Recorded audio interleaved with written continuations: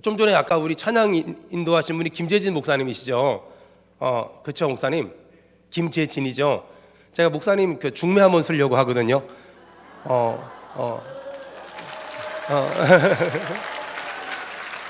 지금 목사님 제가 보니까 박수를 안 친 분이 4분 정도 있는데 그분들한테는 어떤 사심이 좀 있는 것 같은데 쓰면 안 될지도 모른다는 불길한 예감이.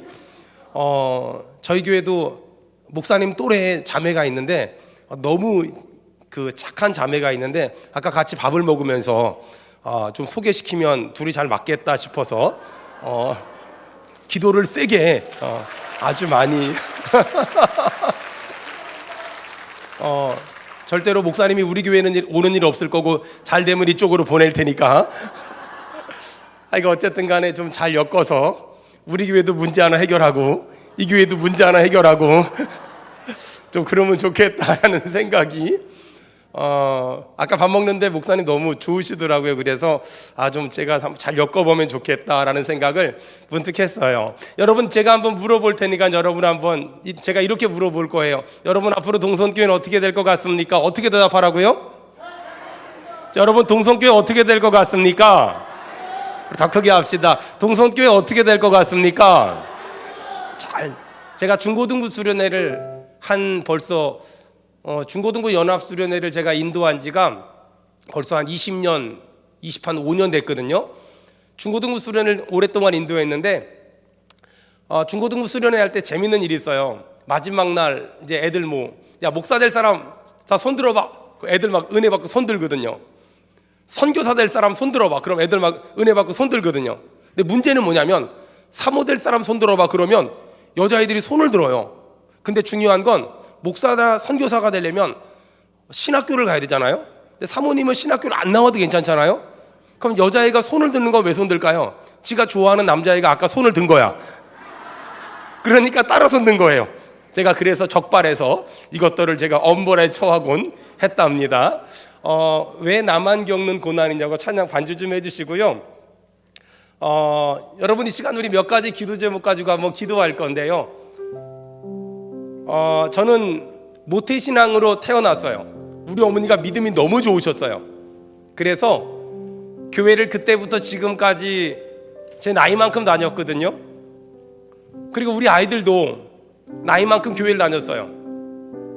저희 큰아이가 지금 27인데 우리 큰아이가 얼마 전에 뭐라 그러는지 아세요? 아빠 나 교회 좀 옮기면 안 돼?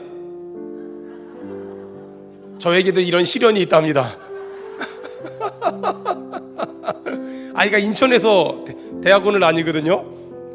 근처에 다니고 싶다는 거예요. 저 그날 잠이 안 오더라고요. 정말 잠이 안 와요.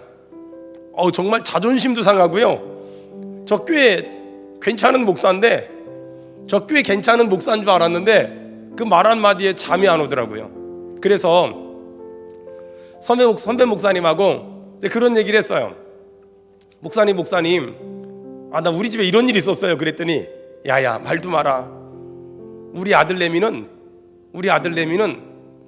고등학교를 딱 졸업하더니 대학을 어디를 붙었나 안 붙었나 모르겠는데 목사님 너무 열받으니까 그렇게 말하는 거예요. 어느 날 여기다가 문고리를 달고 왔더래요. 이만한 거 있잖아요. 이만한 거 그냥 이렇게 좀 예쁜 거 이런 거 말고 문고리 이렇게 잡아 당기면 당기지만 문고리를 남자애가 문고리를 잡아 달고 왔더래요. 설교를 계속 하는데 문고리가 반짝 미치겠더래요. 설교 끝나고 저거 죽여 살려 막 이러고 있는데 하나님이 마음에 뭐라 그러냐면 야야, 좀 내버려 둬봐라. 이러시더라는 거예요. 그래서 내버려 뒀대요. 한 달 그러고 주일로 4-5주를 그러고 오더라는 거예요. 그리고 막 참고 또 참는데 한 달이 지났는데 문고리를 뺐더래요. 그래서 목사님 너무 신기해서 물어봤대요. 야, 문고리 어떻게 뗐냐? 그랬더니 애가 뭐라는 줄 아세요? 아빠, 내가 목사 아들인데 그 정도는 알아. 그냥 한번 해보고 싶었어. 이러더래요. 여러분 여기 중요한 게, 목사님 뭐 했다고요? 너무너무 말하고 싶은데 뭐 했다고요? 참고 참았더니 지가 목사 아들이라는 거 알아서 문고리 떼더래요. 저 집에 가서 우리 아들이 그런 말한 충격을 받았음에도 불구하고 참았더니 잘 넘어가서 지금은 또 잘해요. 여러분 옆 사람 얼굴 보고 참으면 다 해결됩니다. 시작.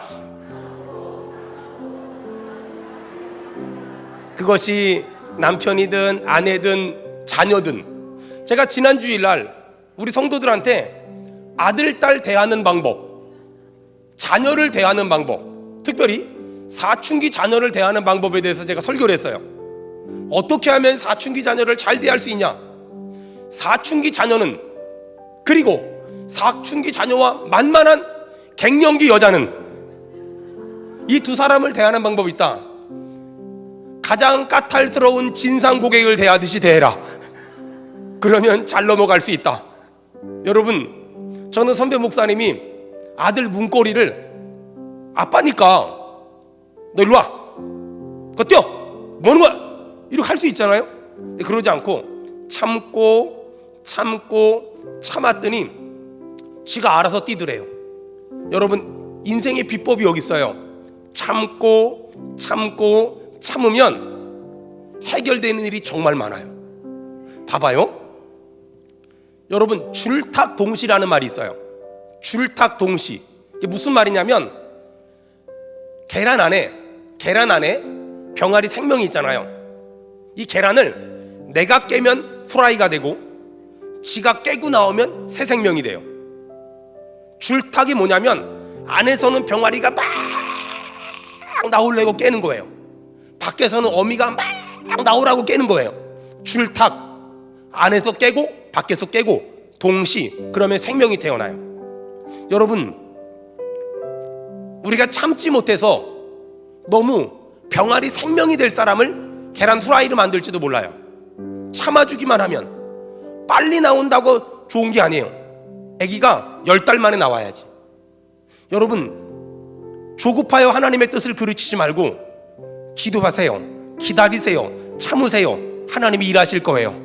옆 사람, 제가 만든 명언이니까 또 합시다. 옆 사람 얼굴 보고 조급하여 하나님의 뜻을 그르치지 말고 잠잠하여 하나님의 일하심을 봅시다. 시작. 조급하여 하나님의 뜻을 그르치지 말고 잠잠하여 하나님의 일하심을 봅시다. 왜 나만 겪는 고난이냐고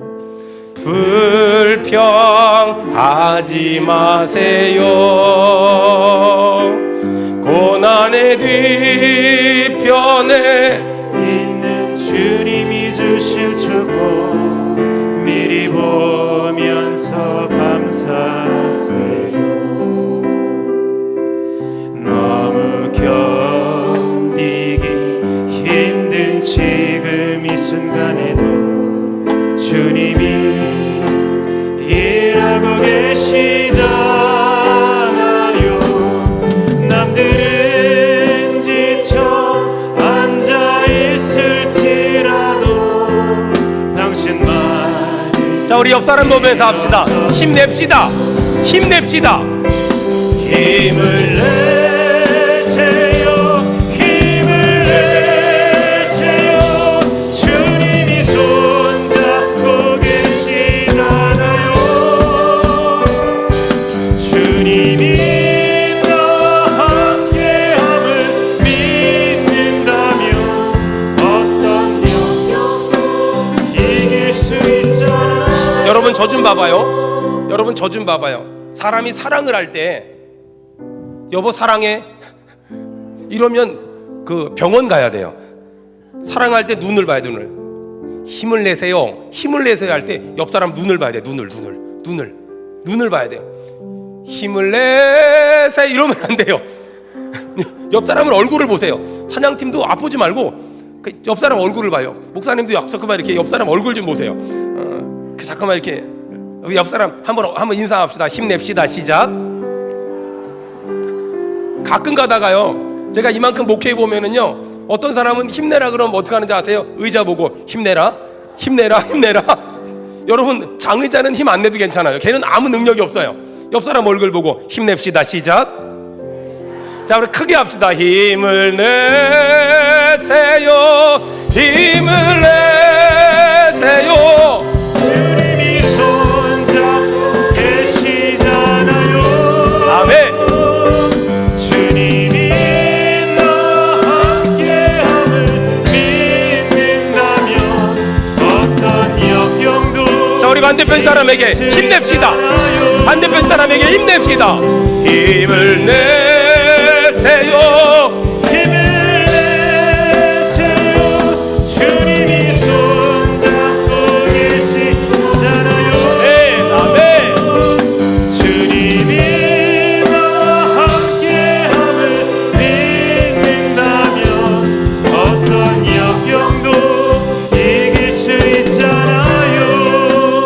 여러분 딱 두 주먹 불 끈지고 딱 3분간만 주여 삼창한 다음에 기도할 때 하나님 나에게 힘을 주시옵소서. 우리 크게 아멘 합시다. 하나님 나에게 힘을 주시옵소서. 나에게 힘을 주시옵소서. 나에게 힘을 주시옵소서. 내 옆에 있는 집사님, 권사님, 장로님에게 힘을 주시옵소서. 힘을 주시옵소서. 힘을 주시옵소서. 우리 목사님과 모든 동역하는 목사님들에게 힘을 주시옵소서. 힘을 주시옵소서. 주여 삼창한 다음에 기도합니다. 주여 주여 주여. 오 할렐루야. 할렐루야. 이 시간 우리 힘을 얻어요.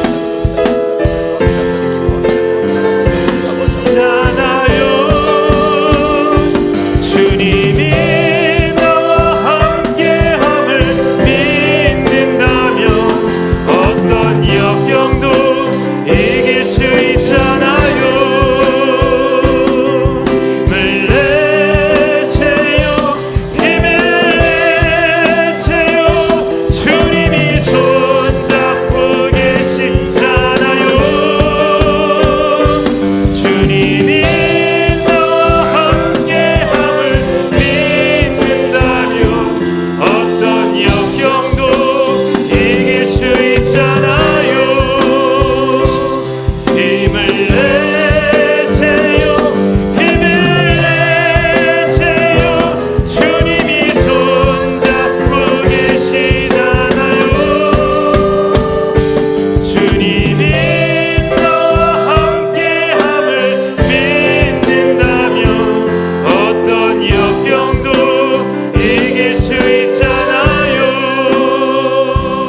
하나님, 사랑하는 장로님, 권사님, 집사님, 성도들, 형제자매들 힘내게 도와주시옵소서. 하나님, 우리 목사님들, 사랑하는 모든 동역자들 힘내게 도와주시옵소서. 예수님의 이름으로 기도드립니다. 아멘. 찬양팀 딱 서 있어봐요. 방송실 여기 목사님 앵글 한번 딱 잡아주세요. 크게 클로즈업해서 지금 우리 교회에서 보고 있어요. 그 자매가 보고 있으니까 크게, 저 잡지 말고 이분 잡으라고. 이분. 그렇죠. 크게, 더 크게, 더 크게. 네, 됐습니다. 감사합니다. 차렷 경례 박수하겠습니다. 자, 들어가시면 됩니다. 목회를 하다 보면 정말 하지 말아야 될 게 하나 있거든요. 중매, 사람 소개하는 거. 근데 어쨌든 나서지 않으면 본인은 해결을 못할 것 같아서 형제도 자매도 다. 그래서 어쨌든 한번 제가 얘기는 한번 해보고, 저희 교회 부목사님이 있는데 그 친구도 너무 착한 거예요. 강도사 때인데 너무 착한 거예요. 제가 제발 우리 청년들하고 연애 좀 해라. 이쁜 애들이 이렇게 많은데 넌 왜 이렇게 연애를 못하니? 너 뭐가 부족하니? 막 그랬어요. 그랬더니 목사님, 제가 부족해서요. 제가 너무너무 그 능력이 없어서요. 막 그러면서 못하는 거예요. 그래서 제가 물어봤어요. 내가 얘기하면 너 군소리 안 하고 너 결혼할래? 그랬더니 목사님 소개시켜 주시면 제가 순종하겠습니다. 이러더라고요. 나중에 딴 말하기 없기다. 그랬어요. 아버지가 저 춘천에 그 춘천 그 교회 목사님이거든요. 목사님 아들이거든요. 그래서 그런데요. 그래가지고 이렇게 보니까 우리 청년 중에 예쁘장한 자매가 있어요. 미스 롯데 출신인데 그 예쁘장한 자매가 있어요. 불렀어요. 얘야, 너 강두사님하고 너 결혼하면 어떠니? 그랬더니 이 자매가 그래요. 목사님, 저처럼 이렇게 세상에 때가 많이 묻은 사람이 그렇게 고상하시고 경건하신 분과 결혼해도 될까요? 그래서 네가 몰라서 하는 말이다. 이 바닥도 그렇게 깨끗하지만은 않다. 제가 그랬더니 목사님 말씀하시면 순종하겠습니다. 그래서 딱 3개월 만나고 결혼했어요. 그래서 둘이 결혼해서 지금 아기가 안 생기는 거예요. 결혼한 지 1년 지났는데 지난 특세 때 이렇게 나오라 그래가지고 제가 안수기도 해줬거든요. 그리고 바로 다음 주에 임신해가지고 올 11월 달에 이제 아기 나요. 그래서 그 집은 절 보고 늘 절하고 다닙니다. 그래서 하여간 그 힘을 빌어 또 한번 우리 오늘 같이 밥 먹은 목사님을 한번 좋은 기회를 한번 만들어 보면 여러분도 그래서 오늘부터 이 교회 40일 작정기도 하면서 한번 우리 목사님 장가 보내기 운동 뭐 이런 거 한번 해보면 좋을 것 같아요. 자, 또 그동안 오늘 마지막 날이니까 우리 복습 한번 합시다. 자, 고린도전서 13장입니다. 자, 고린도전서 13장.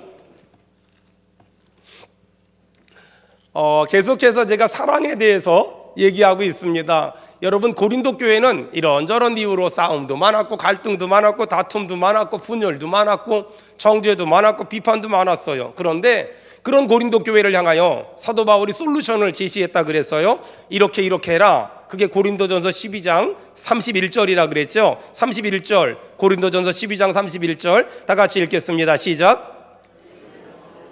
자, 거기 언더라인 쳐보세요. 너희는 더욱 큰 은사를 사모하라. 여러분, 더욱 큰 은사가 뭐라고요? 여러분, 부지런히 메모하세요. 저 감은 다 잊어버리니까. 너희는 더욱 큰 은사를 사모하라. 더욱 큰 은사가 뭐라고요? 사랑. 여러분, 축복합니다. 사랑하길 바랍니다. 우리 옆 사람 얼굴 보고 한번 사욕하지 말고 사랑합시다. 시작. 사욕하지 말고 사랑합시다. 시작. 일하려거든 싸우지 말고 싸우려면 일하지 맙시다. 시작. 또 잘하려고 하다 싸우지 말고 보통만 합시다. 시작. 왜 우세요? 여러분은 그냥 이렇게 듣고 끝나지만 전 이런 말 하나 만들고 나서 얼마나 고민하는지 몰라요. 얼마나 고민 많이 하는지 몰라요. 여러분, 이렇게 사도 바울은 고린도 교회가 싸우고 다투고 분쟁하고 분열하고 있을 때 그 모든 상황에 대한 솔루션으로 사랑해라 라고 말했어요. 그러면서 13장 1절부터는 사랑이 뭐냐에 대해서 얘기하는데 먼저 잘못된 사랑을 얘기했어요. 잘못된 사랑. 사람의 방언을 할지라도 사랑이 없으면 헛된 거야. 천사의 말을 할지라도 사랑이 없으면 헛된 거야. 2절, 예언하는 능력이 있어도 사랑이 없으면 헛된 거야. 거기서 예언이란 설교를 아무리 잘해도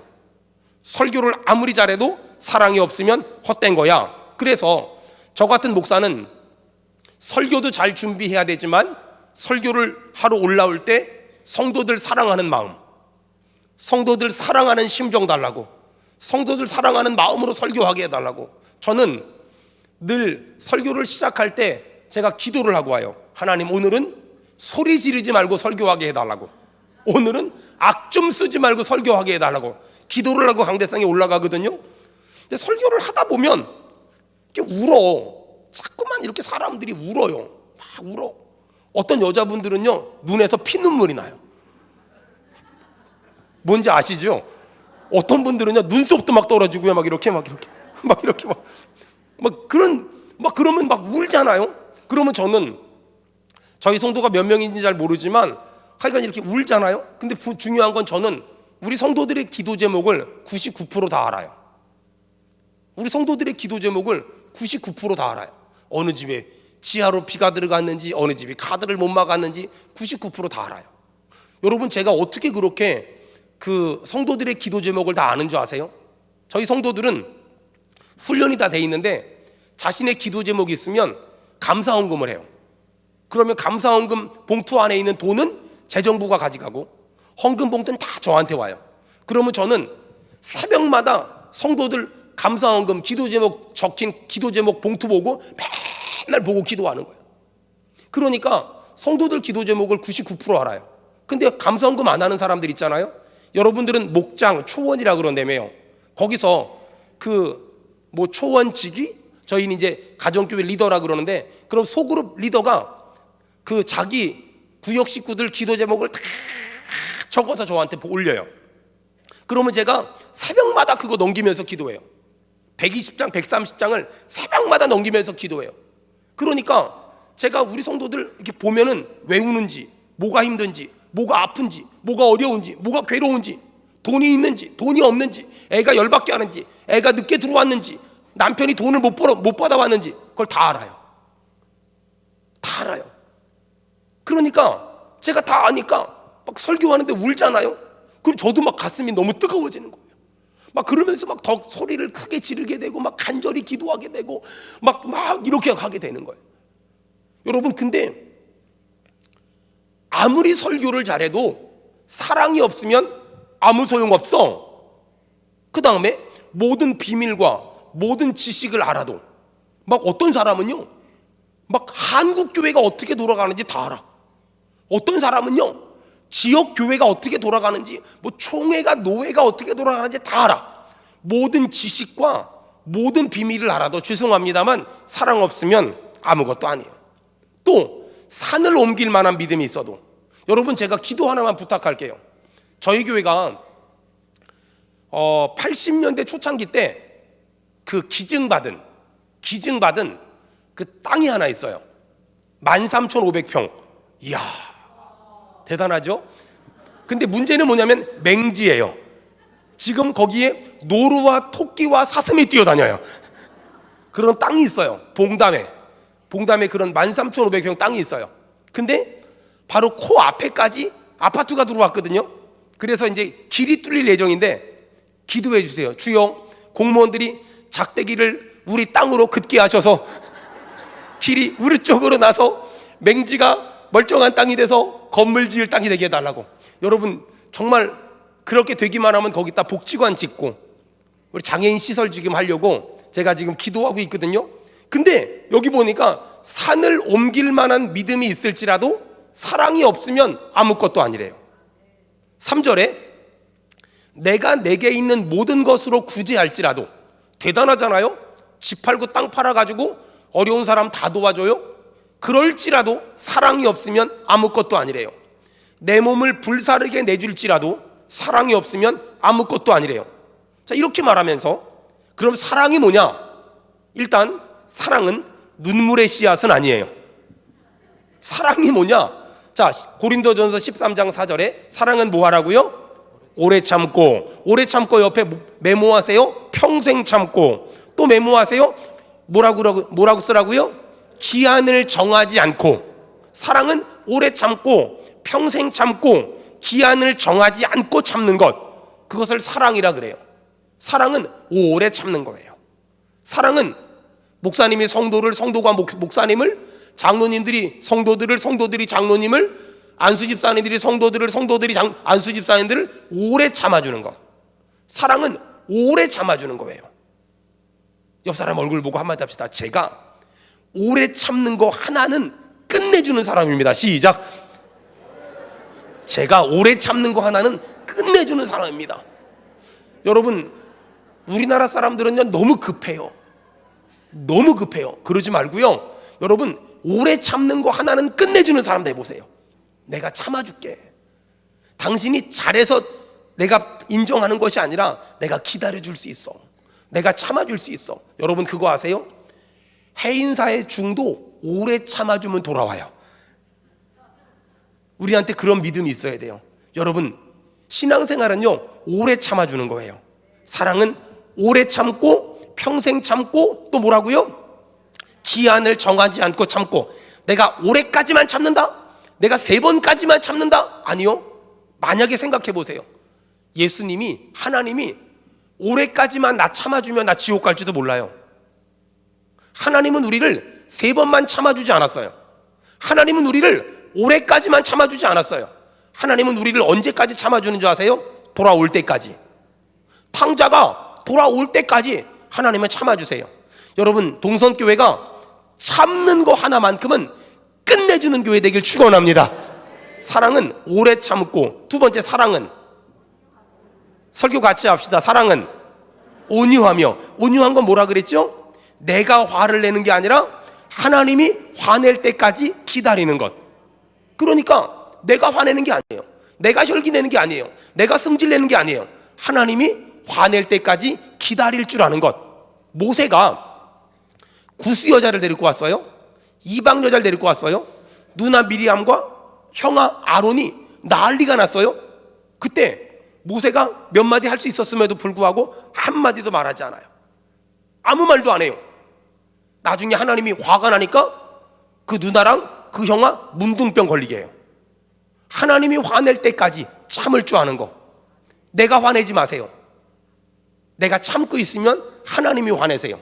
여러분, 사람이 화내면 갈등이 일어나지만 하나님이 화내면 최소한 문둥병이에요.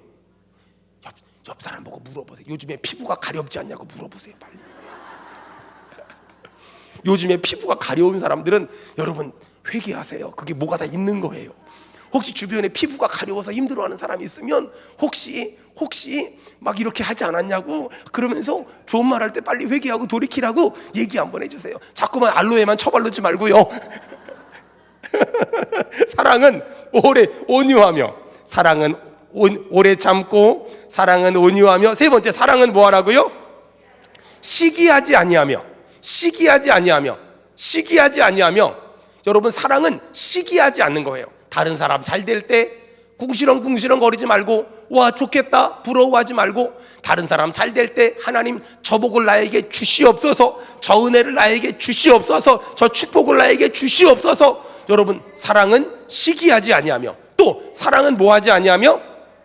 자랑하지 아니하며.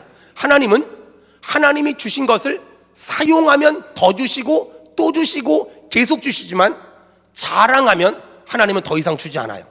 하나님은 하나님이 주신 걸 자랑하면 거두어 가시고, 사용하면 또 주시고 더 주시고 계속 주세요. 여러분, 하나님이 주신 복을 하나님을 위해 사용해서 더 받고 또 받고 계속 받길 축원합니다.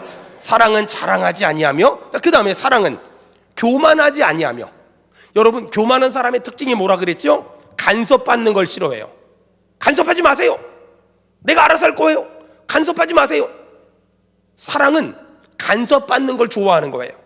사랑은 간섭받기를 사모하는 거예요. 하나님, 내가 입술로 범죄하거든 야단쳐 주세요. 하나님, 내가 손으로 범죄하거든 야단쳐 주세요. 하나님, 내 아이가 가지 말아야 될 곳을 갔다면 야단쳐 주세요. 하나님, 내가 품지 말아야 될 마음을 품었다면 야단쳐 주세요. 하나님, 내가 하지 말아야 될 일을 했다면 야단쳐 주세요. 여러분, 하나님께 간섭받으며 신앙생활하길 주의 이름으로 축원합니다. 사랑은 교만하지 아니하며. 그 다음 5절에 보니까 사랑은 뭐하지 아니하며? 무례히 행하지 아니하며. 무례하다는 건 뭐냐면, 나 때문에 내 옆 사람이 고개 숙이고 다니는 일 만들지 말라는 거예요. 나 때문에 내 옆에 있는 사람이 고개를 숙이면 안 돼요. 여러분, 동선교회를 다닌다는 게 여러분의 자랑이 되길 바라며, 여러분의 담임 목사님이 박주윤 목사님이라는 것 때문에 여러분은 어깨 피고 자랑스러워할 수 있는 저와 여러분 되길 축원합니다. 사랑은 무례히 행하지 않는 거예요. 자, 그 다음에 오늘 또 두 가지만 더 할게요. 나머지는 여러분 못하지만 나중에 한번 기회가 되시면 제가 우리 목사님한테 책 몇 권 놓고 가니까 한번 읽어보시면 좋을 것 같아요. 자, 그 다음에 사랑은 자기의 유익을 구하지 아니하며. 사랑은 자기의 유익을 구하지 아니하며. 여러분, 목회를 하다 보면 정말 다양한 사람들을 많이 만나요.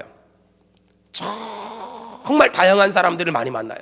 어떤 사람들은요, 일하고 고생하고 수고할 때는 코빼기도 안 비치다가 어떤 권리를 주장하고 자기 어떤 특권을 주장하고 자기 입장을 말할 때는 나타나서 하고 싶은 말 다 하는 사람들이 있어요. 아니, 일하고 수고할 때는 코빼기도 안 붙이다가 뭐 먹을 때만 나타나는 그런 사람을 보고 사람들 뭐라고 말하는지 아세요? 얄밉다. 주변에 보면은요, 이 얄미운 인간들이 있어요. 여러분, 사랑은요, 자기의 유익을 구하지 아니하면, 쉽게 말하면 사랑하잖아요. 그럼 얄밉게 굴지 않아요. 신앙생활을요, 얄밉게 하지 않아요. 신앙생활을요, 약삭 빠르게 하지 않아요. 신앙생활을요, 교활하게 하지 않아요. 저는 아이가 셋이 있는데 제가 아이들 셋한테 용돈을 줘요. 27살, 24살, 21살인데 용돈을 얼마를 주냐면 5만 원을 줘요. 5만 원. 저는 세 아이한테 지금까지 용돈을 5만 원 이상 줘본 적이 한 번도 없어요. 5만 원. 우리 애들은 5만 원 제가 용돈 주면서 뭐라 그러는지 아세요? 11조 꼭 내고 아껴 써라. 그럼 애들이 얼굴이 이상한 표정을 짓고 들어가요. 마치 이런 거죠. 아빠 밥 한 번 먹으면 없어. 뭐 이런 말이지만 어쨌든 저한테 더 이상 요구하지 않아요. 근데 용돈을 딱 주잖아요. 그러면 용돈을 주고 나서 누구야 너 가가지고 두부 좀 사와라. 얘들아 너희들 중에 누구 가서 두부 좀 사와라. 그러면 어떤 놈은 들은 척도 안 하고 어떤 놈은 문 닫고 들어가 버리고 어떤 놈은 아빠 알았어요 그리고 얼른 갔다 와요. 여러분 들은 척도 안 하고 문 닫고 들어가는 놈은 얄미워요. 얄미워요. 근데 아빠 알았어요? 갔다 오잖아요? 그러면 제가 아이가 두부 사러 갈 때 5만 원짜리 줘요. 그리고 나머지는 너 가져. 말해요. 여러분 얄밉고 굴면 복을 못 받아요. 사람이 얄밉게 굴면 복을 못 받아요. 근데 사람이 순수하잖아요. 사람이 깨끗하잖아요. 사람이 정직하잖아요. 사람이 진실하잖아요. 그러면 하나님이 더 주실 게 있고요. 또 주실 게 있고요. 계속 주실 게 있어요. 그 복 받아 누리길 축원합니다. 여러분 저는 하나님은요 신앙생활을 얕게 하는 사람, 신앙생활을 약삭 빠르게 하는 사람, 신앙생활을 굉장히 좀 얕게 하는 사람, 이 사람들을 별로 안 좋아하세요. 여러분 저는 지금까지 지난 21년 동안 목회를 했어요. 저는 이 부분에 대한 몇 가지 간증이 있는데 그 중에 하나가 교회를 개척하고 초창기 때인데 벽산그룹에서 저보고 와가지고 신우회에서 설교 좀 해달래요. 그래서 벽산그룹에 2002년도 3년도 그때인데 벽산그룹 신우회 가서 설교를 했어요. 설교를 하고 딱 나오려고 하는데 신우회 회장님이 목사님 감사합니다 그러고 사례비를 주시더라고요. 그래가지고 아무 생각 없이 받아왔어요. 받아와서 교회 와서 딱 보니까 40만 원이야. 40만 원. 그때 지금도 40만 원이 크지만 그때 저한테 40만 원은 어마어마하게 큰 돈이었거든요. 제 아내한테 돈 갖다 주니까 너무 좋아해요. 정말 너무 좋아해요.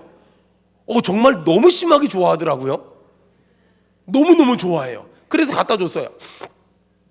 그리고서 교회 가서 기도하러 갔는데 벽산그룹 신우회에서 전화가 온 거예요. 목사님 우리 신우회 회원들이 너무 좋아하는데 매주마다 와주실 수는 없나요? 그 말을 딱 들었는데 너무 좋은데 머릿속에 딱 떠오르는 게 4416.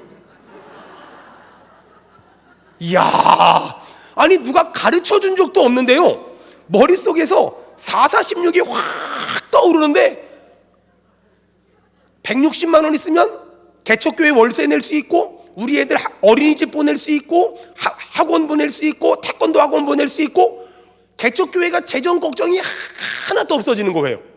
4416. 너무 기분 좋아서 하나님 감사합니다. 개척교회 목사에게 이런 은혜를 주시는군요. 하나님 감사합니다. 기도하는데 하나님이 그날 저한테 어떤 옛날 기억이 한 가지 나게 하셨어요. 우리 목사님이 제가 첫 번째 사역했던 교회 목사님이 강남에 있는 어떤 교회 청빙을 받았어요. 약 8만 명 정도 모이는 교회였어요. 청빙을 받으셨어요. 우리 목사님이 아들이니까 제가 아들 같은 사람이니까 유서가 나 갈까 말까 그래요. 목사님 당연히 가야죠. 저 데리고 가세요? 저 데리고 가세요? 그랬더니 당연히 가야 되겠지. 그럼요 왜 안 가요? 가야죠. 그때 우리 교회는 작년만 한 5천 명 정도 모였어요. 우리 교회보다 한 열 몇 배가 크죠. 목사님 나 꼭 데려가요? 알았어 기도해 볼게. 며칠 지났는데 우리 목사님 뭐라 그러냐면 나 안 갈 거야. 왜요 목사님 왜 안 가요? 우리 목사님 뭐라 그러냐면 야 목사가 소시장에 소가 되면 안 되는 거야. 목사님 그게 무슨 말이에요? 저희 목사님 고향이 안동인데 여러분 사람들이 소를 팔러 우시장 오잖아요. 그러면 그 소가 어디 팔려갈게요? 돈 많이 주는데.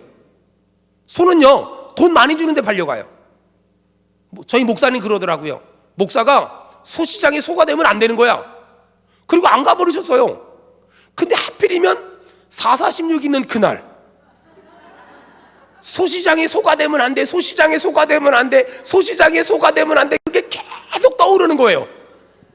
그것만 안 떠올랐으면 제 개척교회 힘들지 않았을 텐데 소시장에 소가 되면 안 돼. 제 마음에 무슨 생각이 드냐면, 야, 한 달에 4번가 설교하고 160만 원 받아오고 그러면 성도들, 개척교회 성도들, 여러분 그거 아세요? 개척교회는요 정말 개척교회스러운 사람만 옵니다. 아니 그 사람들이 500원, 1000원 이 헌금 내는 게 내 귀해 보일까? 이게 정말 소중해 보일까? 정말 한 영혼이 천하보다 귀하게 보일까? 자신이 없는 거예요. 벽상그룹 가면 회장님 나와가지고 목사님 오셨냐고, 그 김인득 회장님 나오셔가지고 거기 이사 부사장 다 나와가지고 막 90도로 인사해 주시고 맛있는 거 먹고 대접받는데 우리 교회는 지하 30평 햇빛도 안 들어와. 짜증날 것 같은 거예요. 성도 한 사람 한 사람이 귀하게 안 느껴질 것 같은 거예요. 그날 밤새도록 기도한 다음에 제가 결정했어요. 하나님, 내가요 소시장에 소 안 할게요. 그날 아침에 벽상그룹 신우에 전화해서 제가 뭐라 그랬는 줄 아세요? 아무래도 다른 스케줄이 있어서 못 갈 것 같다고. 개척교회 목사가 무슨 스케줄이 있겠어요? 이렇게 말하니까 아 그러시면 어쩔 수 없죠. 끊었는데 밥이 안 넘어가요. 죽겠어요. 제 아내한테 그 말을 했더니 제 아내가 뭐라 그러는지 아세요? 잘했지만 그 다음 말을 해야 되는데 더 이상 안 하더라고요. 여러분, 저는 그렇게 교회를 개척하고 충분히 편하게 갈 수 있었는데 내려놓고 한 영혼이 천하보다 귀하다는 그 말씀 붙잡고 한 사람 한 사람을 열심히 전도했어요. 그러면서 하나님은 저에게 한 영혼 한 영혼 보내주셨고 한 사람 한 사람 보내주셨고, 제가 첫 번째 사례비가 책정됐을 때 30만 원 그거 가지고 잘 살면서 지금까지 왔어요. 여러분 잘 들어보세요. 신앙생활은 약삭 빠르게 하면 하나님이 복을 약삭 빠르게 주세요.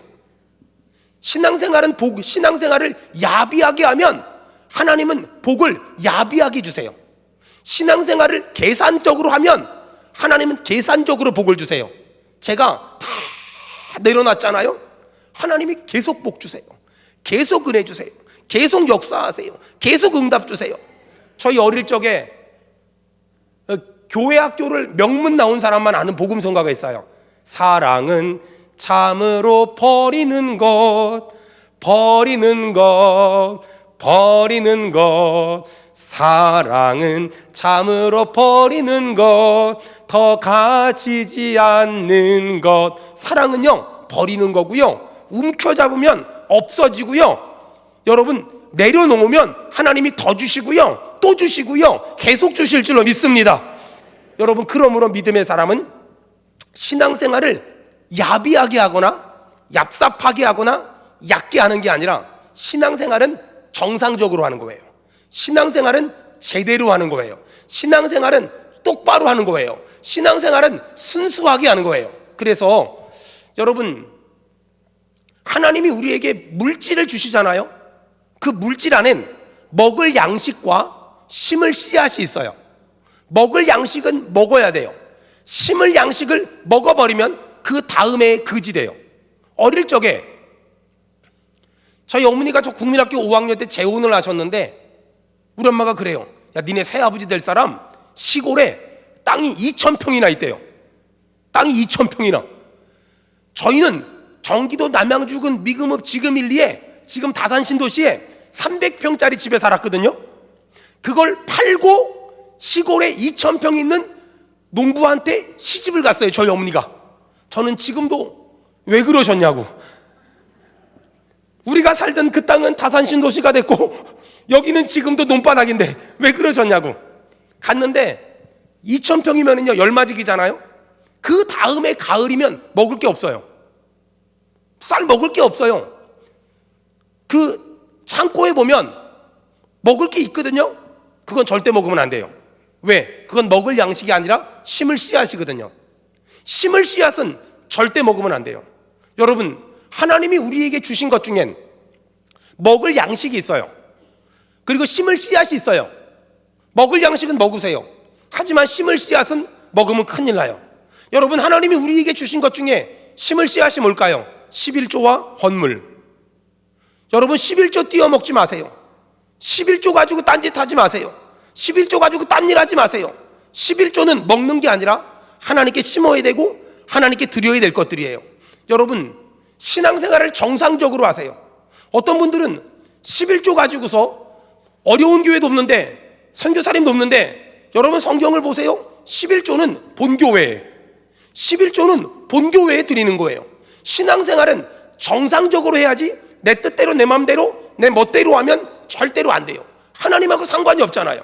하나님께 인정받지 못하잖아요. 여러분, 저는 그래서 무서울 정도로, 잔인할 정도로 신앙생활은 원칙적으로 해요. 제가 교회 개척하고 저희 집도, 저희 처가집도 다 예수 믿거든요. 몇 군데서만 11조 보내줬으면 어렵지 않았어요. 근데 안 받았어요. 보내주지도 않았지만 받지도 않았어요. 왜? 내가 나중에 그거 다 받으면 우리 성도들한테 주일 본교회에서 지키세요, 11조 본교회에 하세요, 말 못하잖아요. 내가 그거 받으면. 그래서 이빨을 악물르고 굶으면 굶었지 안 받았어요. 왜? 성경대로 목회하고 싶었어요. 성경대로 사역하고 싶었고 성경대로 신앙생활하고 싶었어요. 하나님은 그런 저에게 은혜를 주셨고요, 그런 저에게 축복하셨어요. 여러분, 잘 들으세요. 여러분, 하나님께 드릴 것 똑바로 드리세요. 그리고 여러분들이 먹을 거 여러분 행복하게 먹고 제대로 살고 노후도 준비하고 노년도 준비하고 여러분 평안하게 사세요. 저는 우리 동성교회 식구들이 하나님에게 복을 받으려면 11조 똑바로 하는 거, 11조 제대로 하는 거, 11조 철저히 하는 거. 만약에 지금 11조 생활이 무너졌다면 여러분 그 부분에 대해서 한번 제대로 고민해 보세요. 그리고 제대로 해보세요. 하나님은 반드시 복 주시고요, 반드시 은혜 주시고요, 반드시 역사하실 거예요. 저는 어릴 적에 우리 엄마가 감리교 속장이니까 같이 신방 가잖아요. 요즘엔 안 그러는데요, 우리 어릴 적엔 신방 가면은요, 누가 병원에 입원해 있잖아요. 그럼 신방 가신 권사님들이 딱 두 가지 물어봤어요. 김집사, 신앙생활 그따위로 하니까 아픈 거야? 김집사, 예배생활 그따위로 하니까 아픈 거야? 김집사, 11조 띄어 먹으니까 병원에다 11조 하는 거야? 우리 어릴 적엔 맨날 이런 말 들으면서 우린 신앙생활 했어요. 그래서 저는 신앙생활은 내 맘대로 멋대로 하는 게 아니에요. 신앙생활은 성경대로, 하나님 말씀대로, 기록된 말씀대로 그대로 하는 거예요. 그대로요. 여러분, 그리고 자꾸만 움켜잡지 마세요. 여러분, 혹시 지금 집에 오늘 예배 끝나고 집에 가서 냉장고 좀 열어보세요.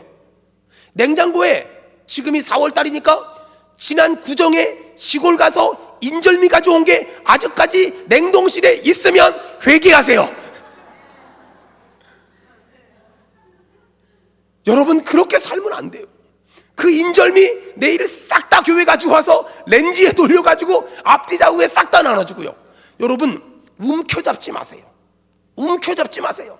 혹시 여기 여자분들, 남자분들도 마찬가지지만 특별히 여자분들, 살 빼면은 그 옷을 입고 말 거야 하고 그 장롱에다가 처박아둔 거 있죠. 여러분, 살 안 빠져요. 절대 안 빠져요. 그리고 살 빼면 옷을 사 입으세요. 유행 다 지났어요. 그거 싹 다 모아다가 여러분 선교지 보내주고 봐요. 지난달에 저희 교회는요, 남자들한테 광고했어요. 넥타이 다 갖고 와라. 넥타이 안 매는 거 다 갖고 와라. 그래가지고 한 700개 정도를 넥타이를 기증받아서 선교지에 보내서 선교지에서 지금 운동하고 있어요. 선교지에 그 현지 목회자들이 설교하러 올라올 때 스레파 끌고 반바지 입고 티셔츠 하나 입고 올라오거든요. 그 꼴 보기 싫어가지고 양복 다 사가지고 넥타이 다 사가지고 그렇게 보냈어요. 그거 입고 하라고. 예배 때는 좀 깔끔하게 하고 하라고. 여러분, 옆 사람 얼굴 보고 한마디 해봐요. 살 빼면 입으려고 숨겨놓은 거 있죠. 시작. 그거 다 갖고 와서 여기 청년들 자매들 제발 부탁이니까 살 빼면은 새로 사 입고 전부 다 기증해요. 전부 구찌 뭐 베네통 이런 거 다 기증해서 싹 다 선교지 보내주면 얼마나 행복하고요, 얼마나 은혜롭고요. 오늘 집에 가서 냉장고 열어볼 것, 또 하나 옷장 열어볼 것. 저는 정말 신기한 게 옷장을 열어요, 옷이 걸려 있거든. 입을 옷이 없대. 입을 옷이 없대. 왜 입을 옷이 없냐고요? 거기 걸려 있는 건 옷이 아니라 거적대기도 아니잖아요. 왜 입을 옷이 없대? 여러분, 입을 옷이 없으면 거기 있는 거 싹 걷어다가 좀 교회 봐봐요. 교회 보면 이 옷 입으면 이쁘겠다 주세요. 얼마나 이뻐요? 이 옷 입으면 이쁘겠다 그런 사람들이 있거든요. 다 갖다 주는 거야. 얼마나 좋아요. 냉장고에 보니까 소고기가 있어. 우리 집은 별로 먹을 사람 없어. 다 기도해봐요. 주여, 이걸 누구 갖다 주면 좋아할까요? 그러면 딱 우리 김 목사님이 생각날 거예요. 그럼 딱 갖다 줘봐요. 그러면 저분이 먹고 기도해 주겠지. 여러분, 그러니까 오늘 예배 끝나고 전부 집에 돌아가서 냉장고 열어보고 집에 나중에 먹으려고 남겨둔 음식에 안수기도 해봐요. 주여, 누굴 갖다 주면 좋아하겠나이까? 그러면 주님이 기억나게 하실 거예요. 장롱문 열고서 옷에다 안수기도 해봐요. 주여, 누굴 갖다 주면 좋아하겠나이까? 누가 입으면 이쁘겠습니까? 그러면 그 젊은 김 집사님 생각나면 딱 갖다 주고, 그 젊은 이 집사님 생각나면 딱 갖다 줘봐요. 여러분, 교회는요 그러면서 행복해지고요, 그러면서 은혜로워지고요, 그러면서 좋아지고요, 그러면서 기뻐지고요, 그러면서 평안해지고요, 그러면서 건강해지는 줄로 믿습니다. 여러분, 저희 교회는요 명절이 되잖아요. 명절이 되면 제가 우리 권사님들, 장로님들, 집사님들한테 부탁을 했어요. 명절이 되면 제 선물하고 우리 부교육자 선물하고 똑같은 거 사주라 제가 부탁을 했어요. 제가 한국에서 목회를 해보니까 담임 목사는 식용유 4개짜리, 부목사님은 식용유 2개짜리. 저는 식용유를 많이 안 먹어요. 그래서 그 집사님 불렀어요. 집사님 왜 나는 4개고 우리 부목사님은 2개야? 그랬더니 담임 목사님이니까 좀 큰 거, 부목사님이니까 좀 작은 거 제가 불렀어요. 앞으로 그렇게 하지 말고 식구 많은 집 4개, 부목사님 중에 부모님 모시고 살고 7명 8명이 가족이거든요. 거기 4개, 식구 적은 집 2개. 우리 그렇게 하자. 그렇게 저희 교회는 그렇게 했어요. 다 그렇게 했어요. 다 그렇게. 여러분, 교회가 건강하다 행복하다가 너무 이렇게 어렵게 생각하지 마세요. 집에 냉장고에 안 먹는 거 있으면 갖다가 다 나눠. 옆 사람 보고 물어보세요. 뭐 먹고 싶냐고. 시작. 좀 물어봐요. 웃지 말고 물어봐요. 뭐 먹고 싶냐고 자꾸 물어봐요. 아니, 여러분, 이렇게 부흥회 있잖아요. 이렇게 부흥회 할 때 제가 고생한 것 같잖아요. 아니에요. 제가 고생한 게 아니라 여러분 담임 목사님이랑 부목사님들이랑 얼마나 뒤에서 안 보이는 곳에서 고생을 많이 했겠어요. 여러분, 정말 여기 장로님들, 권사님들, 안수집사님들 부탁합니다. 내일 저분들 불러다가 한우 먹이는 은혜가 있길 바랍니다. 아멘을 안 하는 이유는 뭔지 모르겠지만 다시요, 한우 먹이는 은혜가 있길 바랍니다. 여러분, 그러세요. 여러분, 오고 가는 한우 속에 얼마나 행복함이 있는데요. 여러분, 자꾸만 좀 물어보세요. 집사님, 권사님들 물어보세요. 얘야, 뭐 먹고 싶니? 물어보세요. 물어보면 뭐 먹고 싶다 그럴 거 아니에요. 그럼 자꾸 사다 주고요, 자꾸 수고했다 그러고요, 애썼다 그러고요. 우리 목사님들 애썼잖아요. 여러분, 예배 끝나고 전부 다 핸드폰을 켜고 거기 보면 선물하기 칸이 있어요. 거기 선물하기 칸에 스타벅스 들어가면 꾹 눌러서 딱 보내기만 하면 쿠폰이 막 가요. 잘 모르면 저한테 물어보면 가르쳐 드릴게요. 그래서 여기 목사님들한테 하나씩 다 전부 다 보내줘봤자 10만 원도 안 해요. 그거 좀 보내주고, 목사님 수고하셨다고, 애썼다고, 고생했다고. 저는 번호 모르니까 못 보내주잖아요. 저한테 보낼 생각하지 말고 저분들하고 보내세요. 저는 잠깐 왔다 가는 사람이고, 저분들은 여러분하고 영원히 있으니 여러분 예배 끝나고 입 닦지 말고, 얍삽하게 신앙생활하지 말고, 얕게 신앙생활하지 말고 저분들한테 선물도 좀 보내주고 쿠폰도 보내주고 막 보내줘봐요. 그러면은요, 저분들이 다 받고요, 다 기도해 줄 거고요. 이렇게 목사가 강대상에서 이런 말을 했음에도 불구하고 안 하면 정말 하나님의 뜻이 아닌 줄 믿고 여러분 순종해서 복받기를 축원합니다. 한날은 제가 부교육자 생활할 때인데 우리 담임 목사님이 막 황급하게 들어오더니 야 황 목사 일로 와봐. 왜요 목사님 왜요? 너 노트북 있지 노트북. 네네 있어요. 야 그거 줘봐. 그러더니 갑자기 선교사님을 제 거를 줘버리는 거예요. 아니 그래서 그냥 선교사님이 가져갔어요. 여러분 근데 저한테는 어떤 믿음이 있는 줄 알아요? 우리 목사님은 내 걸 뺏어가고 가만 계실 분이 아니야 라는 믿음이 있어요. 여러분 부목사한테 그 정도 믿음도 없으면 어떻게 담임 목사를 섬겨요? 그 정도 믿음이 있잖아요. 우리 목사님은 제 헌 노트북 선교사님 드리고 저 딱 삼성 대리 가더니 가장 좋은 것, 그 당시에 제가 지금도 센스 사주시더라고요. 그러면서 우리 목사님 저한테 뭐라 그런지 아세요? 야 믿음, 소망, 사랑 그 중에 제일은 센스니 제발 센스 좀 있어라. 그리고 저한테 센스 노트북 사주셨어요. 여러분 제가 부목사인데 목사님이 내 노트북을 뺏어갔으면 아니 새 거 사줄 줄 믿어야지. 왜 내 거 뺏어가요? 왜 내 거 뺏어가요? 이건 믿음이 없는 거지. 여러분 하나님이 우리한테 주라 그랬으면 하나님은 더 주려고요, 또 주려고요, 계속 주려고요. 아멘 합시다.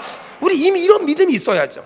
이런 은혜가 우리 안에 있어야죠. 여러분 제가 장난처럼 하는 거지만 어떻게 이 강대상에서 장난을 하겠어요? 여러분 부흥이 끝나고 여러분 담임 목사님, 여러분 부목사님, 여러분 교육자들 조금 부담돼도 10,000원짜리 쿠폰이라도 50,000원짜리 쿠폰이라도 한번 정말 보내주면서 수고하셨다고 애썼다 그래봐요. 여러분 그러면 교회가 더 행복해지고요, 그러면 더 교회가 건강해지고요, 그러면 교회가 더 풍성해질 줄 믿습니다. 여러분 신앙생활 그렇게 하는 거잖아요. 믿음생활 그렇게 하는 거잖아요. 은혜생활 그런 거 하는 거잖아요. 여러분 저는 우리 목사님한테 우리 목사님이 노트북 뺏어갈 때 내 거 왜 뺏어가요? 추워도 생각한 적 없어요. 가져갔으니까 좋은 거 주겠지. 가져갔으니까 더 좋은 거 주겠지. 여러분 저는 그래서 우리 교회에서 나눠주는 거 끝내주게 잘합니다. 나눠주는 거 끝내주게 잘해요. 지난주에도요 만 70상 이상 된 어르신 70명 모시고서 놀러 갔다 왔거든요. 맛있는 거 막 싸드리고 아들 노릇 막 해드리고 왔어요. 얼마나 좋아하시는지 몰라요. 너무너무 좋아하세요. 너무너무 좋아하세요. 휠체어 20대 빌려가지고 그러니까 맨날 퍼줘요. 그럼 제가 그지 돼야 되잖아요. 근데 절대 그지 안 돼요. 제가 열심히 나눠주잖아요. 그러면 우리 권사님들이 지나가다가 제 주머니에 뭐 넣어줘요. 그럼 보면 5만 원이야. 또 뭐 넣어줘요. 그리고 보면 2,000원이야.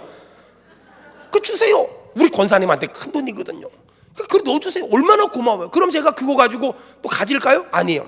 헌금 봉투에 다 집어넣어서 권사님 이름으로 헌금하고 권사님 이름으로 헌금하고 권사님 이름으로 다 헌금해줘요. 그러면 계속 나눠주잖아요. 또 주시고요, 더 주시고요, 계속 주시고요, 지치지 않게 주시고요. 여러분 복은요, 우리 교육자들 잘 들어봐요. 복은요 사례비 받아서 복을 받는 게 아니라 우리가 충성하면 하나님이 주실 줄 믿습니다. 여러분 그런 거예요. 그러니까 여러분 복은 월급 받아서 받는 게 아니라 하나님이 주시는 복이 있다니까는요. 여러분 우리 동선교회가 그 복 받아 누리기를 주의 이름으로 축원합니다. 주의 이름으로 축원합니다. 여러분 하나님이 복 주신다니까는요.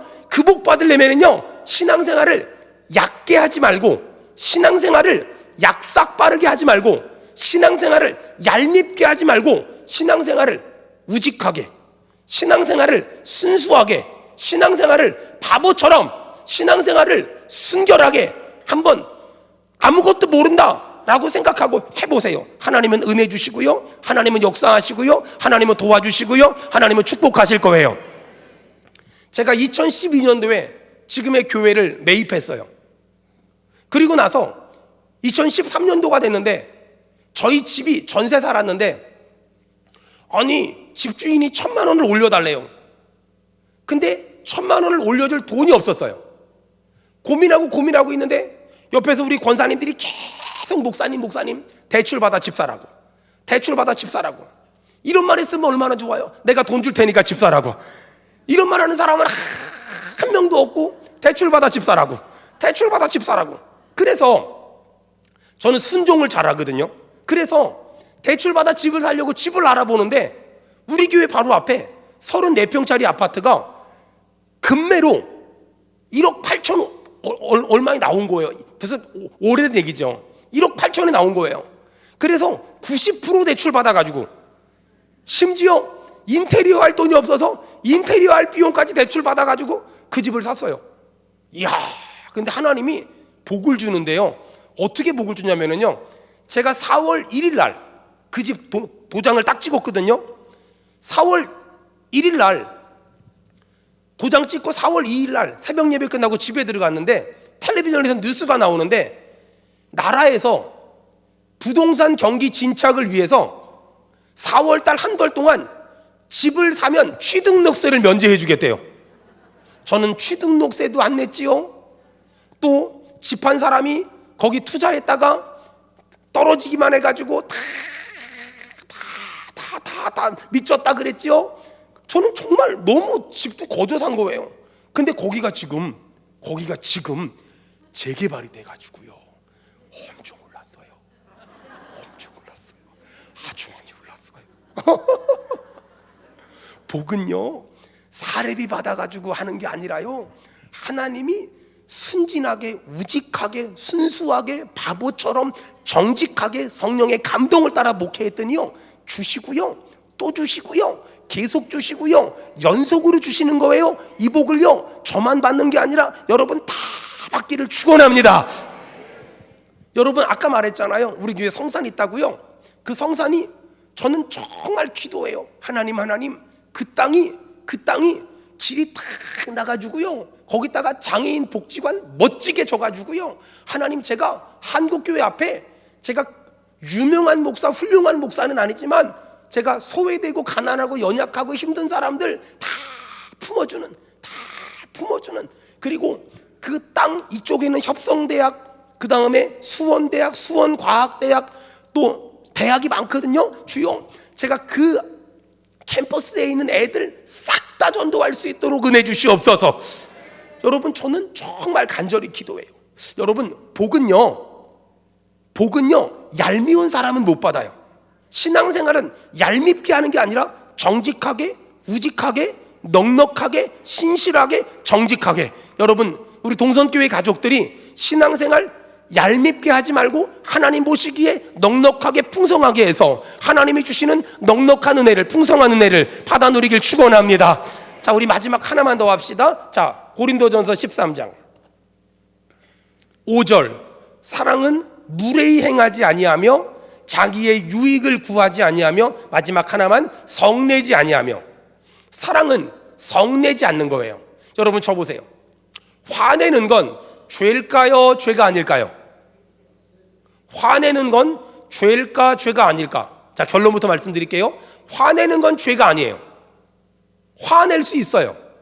마치 이와 같아요. 배고픈 건 죄가 아니에요. 목마른 건 죄가 아니에요. 하지만 배고프다고 남의 집 들어가서 음식을 꺼내 먹으면 죄예요. 목마르다고 남의 집 들어가서 물 마시고 오면 죄예요. 화가 난다고 아무나 붙잡고 때리 패면 그건 죄예요. 화를 내는 건 죄가 아니에요. 근데 내가 화나서 옆 사람을, 앞 사람을, 뒷 사람을 힘들게 한 건 죄예요. 내가 화가 났다고 내 아이를 구박하고 내 아내를 때리고 또 내 주변 사람을 힘들게 하는 건 죄예요.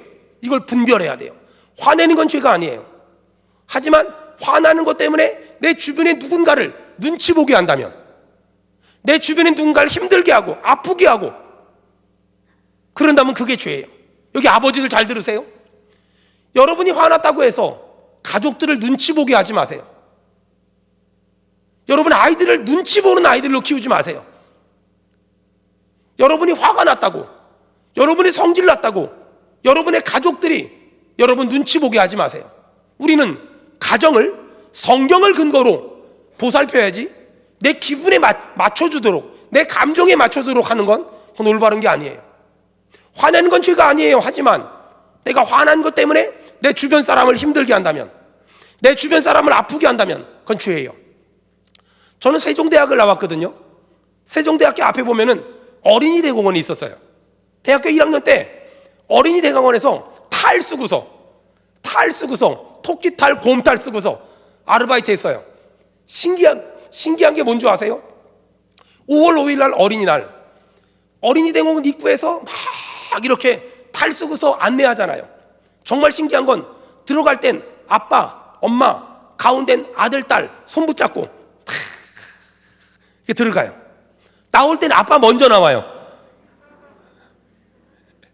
그 다음에 엄마 나와요. 그 다음에 애는 울어가지고 꾸정물이 쫄쫄쫄 해가지고 나와요. 여기 웃으시는 분들은 다 찔리는 분들이 많은 거예요.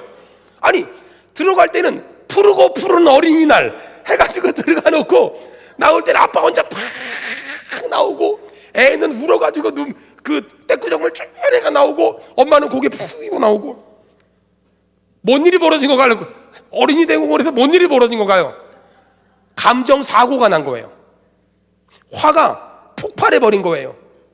여러분, 화내는 건 잘못된 거 아니에요. 화내는 건 잘못된 게 아니에요. 하지만 내가 화났을 때 내 주변 사람들을 힘들게 하는 건 죄예요. 내가 기분 나쁘다고 내 주변 사람들을 눈치 보게 하는 건 죄예요. 내가 기분 나쁘다고 내 주변 사람들이 웃지도 못하게 하는 건 죄예요. 내가 기분 나쁘다고 내 주변 사람들이, 내 아이들이 공부하는 척을 해야 되고 일하는 척을 해야 되는 건 죄예요. 여러분, 화났을 때 그 감정을 어떻게 정리해야 될까? 화났을 때 그 감정을 어떻게 정리해야 될까? 사람들이 저한테 물어봐요. 저는 기본적으로 화를 1년에 안 내는 것 같아요. 화를 거의 안 내는 것 같아요. 저는 늘 하나님한테 기도해요. 하나님, 3년에 한 번만 화내게 하옵소서. 왜냐하면 박지훈 목사님 잘 들어봐요. 목사님 잘 들어봐요. 3년에 왜 한 번만 화를 내야 될까? 예수님 3년 공생이 하면서 딱 한 번 성전 들러 엎었잖아. 그러니까 목사는 딱 3년에 한 번씩만 화내면 힘이 있지 않을까? 근데 여러분, 저는 거의 화를 안 내는 것 같아요. 왜 화를 안 낼까? 화낼 일이 없을까? 거의 화낼 일도 없거든요. 근데 화가 나잖아요. 그럼 저는 어떻게 하는 줄 아세요? 전 열을 세요. 화가 나면 열을 세. 열을. 하나, 둘, 셋, 넷. 근데 문제는 10까지 셌어요. 근데도 화가 안 풀리면 어떻게 해야 될까요? 100을 세요. 11, 21, 31, 51, 100까지 셌는데 화가 안 풀려요. 그럼 어떻게 하면 될까요? 1000을 세요. 100열 하나, 화가 풀릴 때까지. 그리고 화가 풀려요. 그러면 저는 사역을 해요. 여러분, 사랑은 성내지 않는 거예요. 사랑은 성내지 않는 거예요. 여러분, 아무 데서나 가서 자신의 감정을 막 분출하고 있지 않습니까? 죄송합니다만 하나님이 너무너무 싫어해요. 하나님이 너무너무 싫어해요. 여러분, 한번 오늘 집에 가서 아이들한테 물어보세요. 아빠가 화낼 때 많이 무서웠니? 아빠가 요 근래 들어서 언제 화낸 적이 있었니? 물어보세요. 그리고 솔직히 애들이 아빠의 그런 모습을 말하면, 엄마의 그런 모습을 말하면, 여러분, 제가 부탁 하나 할게요. 애들한테 딱 한마디만 하세요. 미안하다. 얘들아, 미안하다. 아빠가 오늘 설교 들어보니까 화낸 게 너무 큰 잘못한 것 같아. 미안하다. 미안하다. 여러분, 내가 화나는 건 살다 보면 있을 수 있는 일이거든요. 근데 문제는 뭐냐면, 내가 화가 나면 주변 사람들을 그렇게 힘들게 하는 사람들이 있어요.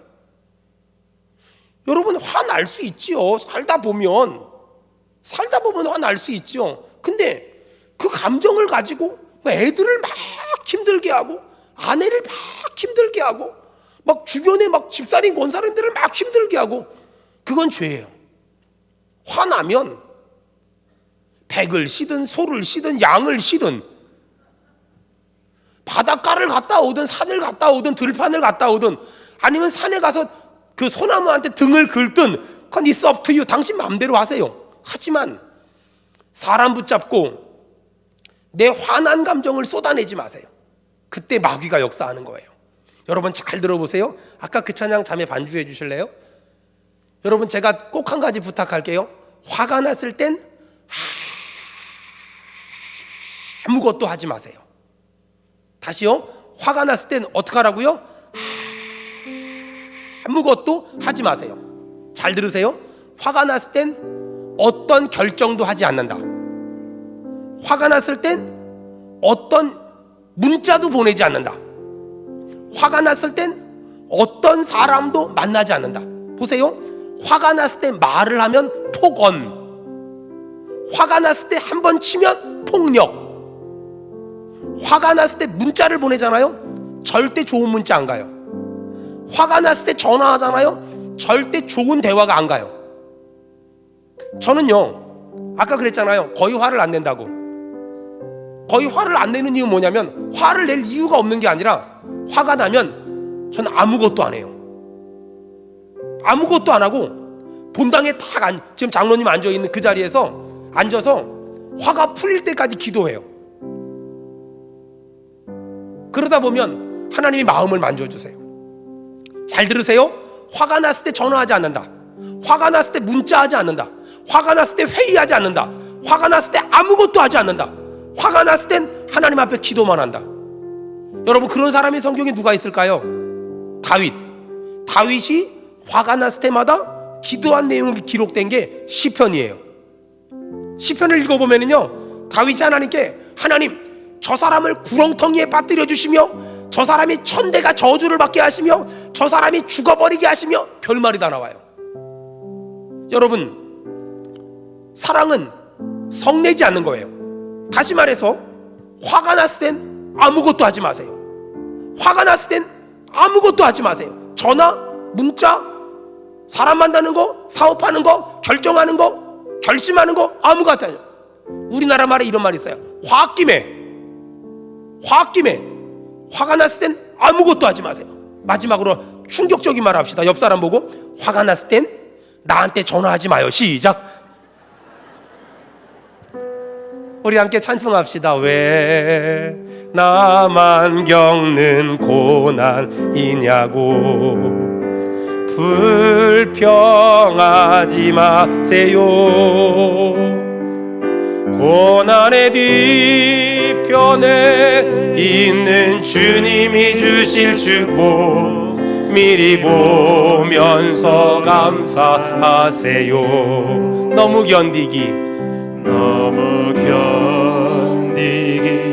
힘든 지금 이 순간에도 주님이 일하고 계시잖아요. 남들은 지쳐 앉아 있을지라도 당신만이 일어서세요. 우리 힘을 냅시다. 힘을 내세요. 힘을 내세요. 주님이 손잡고 계시잖아요. 주님이 나와 함께함을 믿는다면 어떤 역경도 이길 수 있잖아요. 힘을 내세요. 힘을 내세요. 힘을 내세요.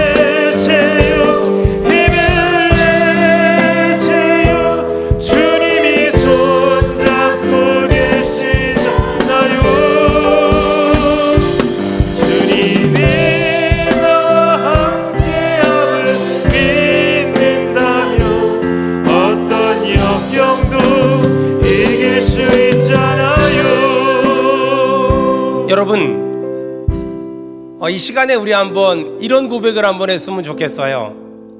여러분 옆에 있는 사람이든지 아니면 내가 꼭 고백하고 싶은 사람이 있다면 용기 내서, 제가 그때 화내서 미안해요. 여러분, 오늘 이 말 한마디만 하잖아요. 남편이 이 말 한마디만 하면, 부모가 자녀한테 이 말 한마디만 하면 다 풀려요. 여러분, 우리 같이 신앙생활 하다 보면 별것도 아닌 거 가지고 화낼 때가 있거든요. 우리 내가 화냈던 사람이 있다면, 여러분 그 사람한테 내가 그때 화내서 미안해. 여기서 못한다면 이따 문자로라도 내가 그때 화내서 미안해. 화낼 일이 아니었는데, 별것도 아니었는데 내가 화내서 미안해요. 여러분, 옆 사람이 내가 그때 화냈던 사람이라고 생각하고 우리 한마디 이렇게 고백합시다. 다 옆 사람 보고 의자 보고 하지 마세요. 그럼 병원 가야 돼요. 옆 사람 눈 보고 그때 화내서 미안해요. 시작. 한번 안아줍시다. 꼭 한번 안아줍시다. 우리 동성이면 한번 안아줍시다. 다 같이. 앞에 장로님들이 먼저 해야 뒤에 다 합니다. 한번 옆 사람 꼭 안아줍시다. 내가 그때 화내서 미안해요. 내가 그때 화내서 너무너무 미안해요. 여러분 이 시간 우리 합심해서 한번 간절히 기도할 거예요. 하나님, 내가 화내서 상처받은 사람이 있어요. 내가 화내서 그때 마음이 무너졌던 사람이 있어요. 내가 그때 화내서 그 사람 되게 속상했을 거예요. 내가 그때 화내서 그 사람 되게 낙심했을 거예요. 하나님, 내가 그때 별것도 아닌 거 가지고 화내고 툭툭거리고 말로 상처 주고 말로 찌르고 말로 아프게 했어요. 그래서 그 사람이 나 때문에 좀 힘들었어요. 나 때문에 넘어졌었어요. 나 때문에 상처 입었었어요. 하나님 잘못했어요. 하나님 오늘 말씀 듣고 보니까 사랑은 성내지 아니하며, 사랑은 큰 소리 치지 아니하며, 사랑은 악쓰지 아니하며, 사랑은 고성 지르지 아니하며, 사랑은 욕하지 아니하며, 사랑은 비난하지 아니하며, 사랑은 화내지 않는 건데 하나님 이걸 몰랐어요. 오늘 깨달았으니 주님 회개합니다. 하나님, 내가 그동안 화냈던 거 회개합니다.